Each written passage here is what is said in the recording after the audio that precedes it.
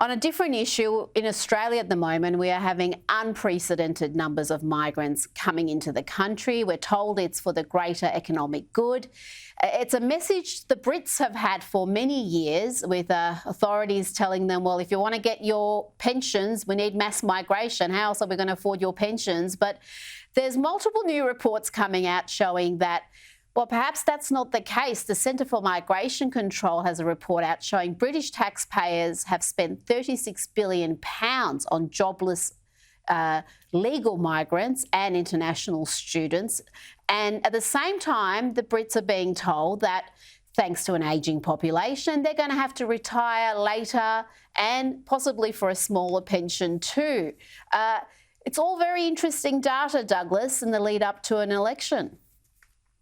It's damning, of course, for the Conservative government, who promised legal migration in the tens of thousands, which is what it was in the 1990s before Blair opened the gates. They promised to go back to the tens of thousands a year in net migration, and instead we're approaching a million last year in the UK. Of course, most of the people who come, because of the stupid laws that the Conservative Party have had instead of prioritising high-skilled workers, they've prioritised low-skilled workers and students. So, of course, do not pay, particularly low-skilled workers, do not pay their way. They are a drain on the state. They take out more in benefits than they put in taxation, and almost certainly always will. As for the idea that that you need to import workers, you need to import migrants because of the people growing older and all this. I mean, the mad thing about this, as I've pointed out for years, is migrants grow old as well. It's an astonishing fact that evades the politicians.